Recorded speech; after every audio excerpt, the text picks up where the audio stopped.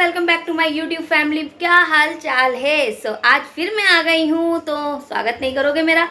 एक दिन के गैप के बाद ना यार इतनी ज़्यादा एनर्जेटिक होती हूँ, ऐसा लगता है जैसे एक दिन आराम नहीं कर लियो, पता नहीं कौन सी नेमतें मिल गई हैं। क्योंकि क्या होता है ना, अब आप लोग कहते हो रेगुलर व्लॉग डालो रेगुलर, अरे रेगुलर वीडियो बनाने में पता है कितनी मेहनत लगती है।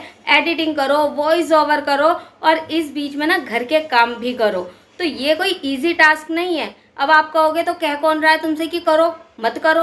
भाई कहा तो किसी ने मुझे दुनिया में आने के लिए भी नहीं था, पर मैं आ गई ना, तो मुझे आदत है हमेशा वो करने की जो मुझसे लोग ना करने को कहते हैं। तो ये मेरा शौक है, बट ऑफकोर्स कुछ शौक ऐसे होते हैं जिन्हें आपको फॉलो करने के लिए ना बहुत पैशनेटिक रहना पड़ता है।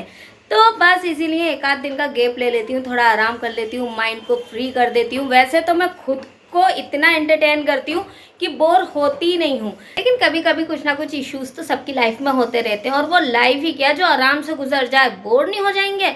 तो लाइफ में ना रोज़ाना कुछ ना कुछ स्यापा होना चाहिए। जब आप उसे सॉर्ट आउट करते हो ना, और अगर वो सॉर्ट आउट हो जाता है तो उसकी खुशी कुछ और होती है और अपने आप पे ना प्राउड ही कुछ और होता है, भाई मैं इस काबिल भी हूँ। और अगर वो सॉर्ट आउट नहीं होता ना, तो दूसरों की लाइफ की जो लगाने में मज़ा आता है उसकी भी बात ही अलग है। और अब शुरू करते हैं अपनी रेसिपी, क्योंकि मेरी बकबक बहुत ज़्यादा हो चुकी है। तो चलिए फिर स्टार्ट करते हैं। और आज मैं आपके लिए बनाने वाली हूँ दिल्ली की बहुत ही फेमस स्ट्रीट चाट। जी हाँ, वैसे भी थंबनेल से तो पता चल ही गया होगा। तो चलो, जो जो पता चलना था चल चुका है, अब बाकी का काम आगे हम कंप्लीट करते हैं और अपनी रेसिपी को स्टार्ट करते हैं। तो चलो चलो। दही बड़े बनाने के लिए हम लेंगे उड़द की दाल। इस दाल को मैंने रात भर के लिए भिगो दिया था और फिर खुशक कर लिया है। ये 100 ग्राम उड़द की दाल है। भीगी हुई दाल को एक ग्राइंडिंग जार में डालेंगे। इसमें हम एक हरी मिर्च और एक अदरक का टुकड़ा डाल के इस दाल को हम ग्राइंड कर लेंगे। सो गाइज, हमारी दाल अच्छे से ग्राइंड हो चुकी है। इसका हमने एक बहुत ही स्मूथ पेस्ट बना लिया है, ये देखिए। और इसको आप थोड़ा थोड़ा पानी डालकर ही ग्राइंड करें, क्योंकि अगर आप ड्राई दाल को ग्राइंड करेंगे तो वो कभी भी इतना स्मूथली ग्राइंड नहीं होगी। अब हम दाल के इस पेस्ट को एक फैले हुए बर्तन में, जिसे आप परात भी कहते हैं, तसला भी कहते हैं, उसमें निकाल लेंगे। इसे हमेशा बड़े बर्तन में, फैले हुए बर्तन में निकालें। अब हम इसमें स्पाइसेस डालेंगे। 1 चम्मच ज़ीरा और आधा छोटा चमची नमक। तो गाइज इसमें बस यही 2 स्पाइसेस जाएंगे और अब शुरू होगा असली काम, यानी असली मेहनत। अगर आपको बहुत ही फूले फूले दही बल्ले चाहिए तो उनके लिए आपको ये मेहनत करनी होगी। और इसके लिए आपको करना होगा कि इस तरह से इसे फेंटना शुरू करना है दाल को, और वो भी हाथ से।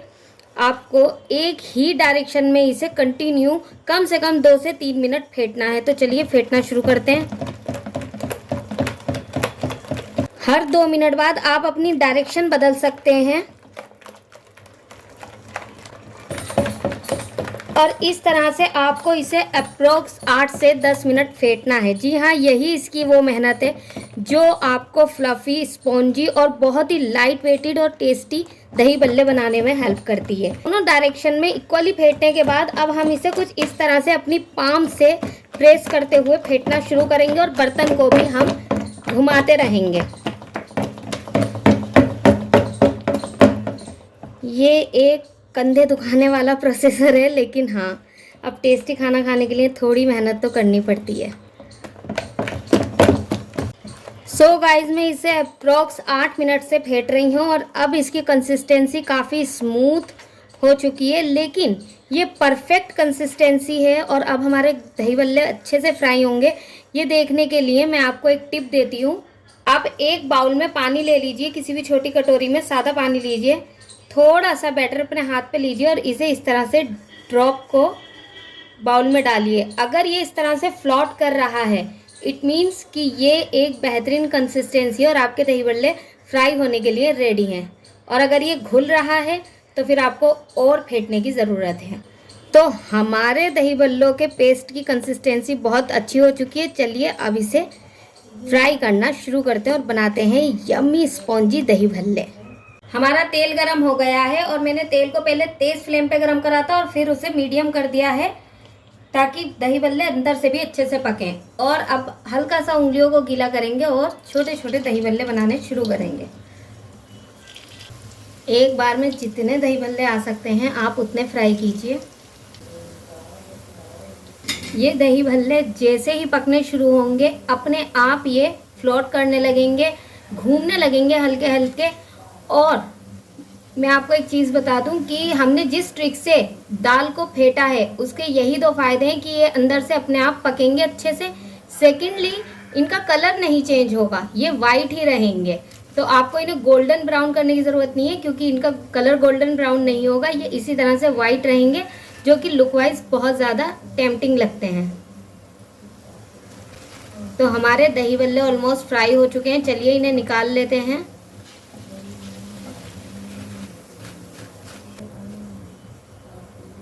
सो गाइस, हमारे सारे दही बल्ले फ्राई हो चुके हैं बहुत अच्छे से। ये देखिए कितने अच्छे से ये स्पॉन्जी हो रहे हैं। मैं आपको तोड़ के भी दिखा देती हूँ।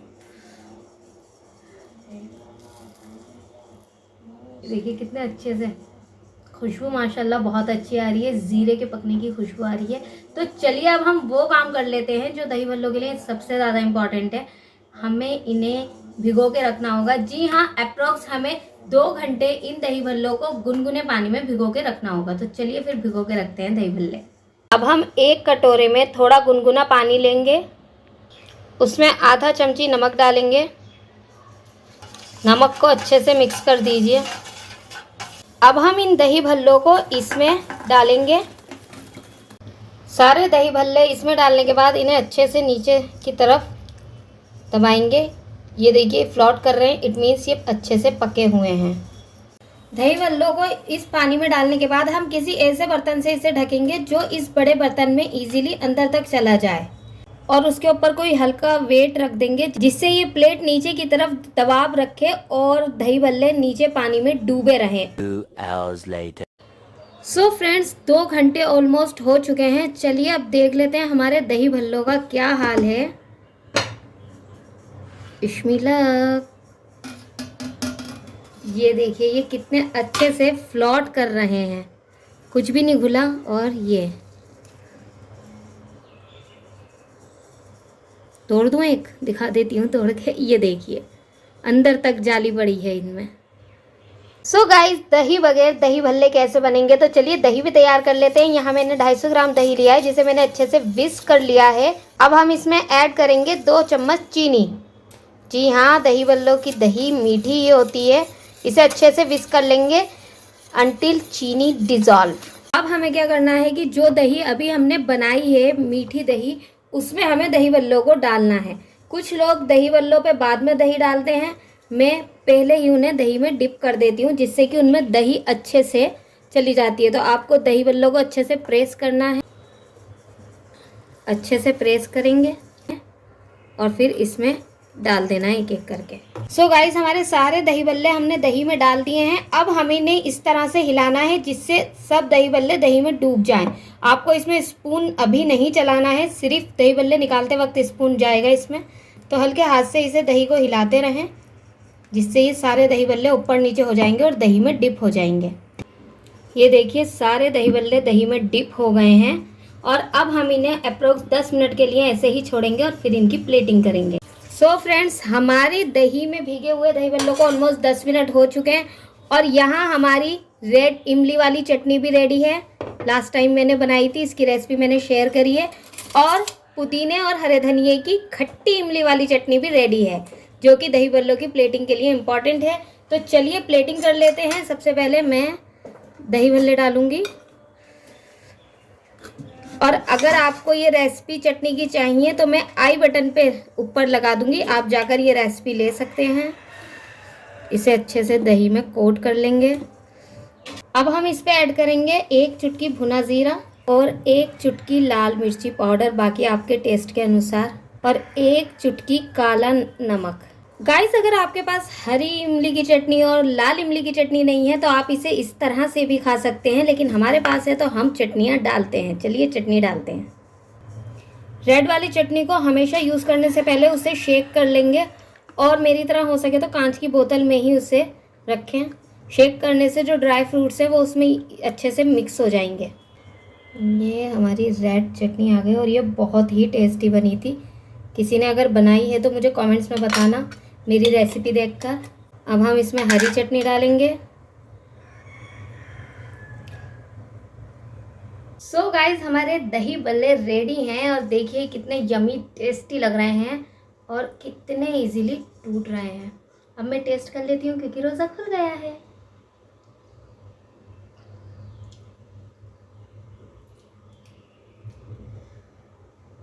लाइफ में अगर कुछ नहीं करा ना तो चाट बेचनी शुरू कर दूंगी।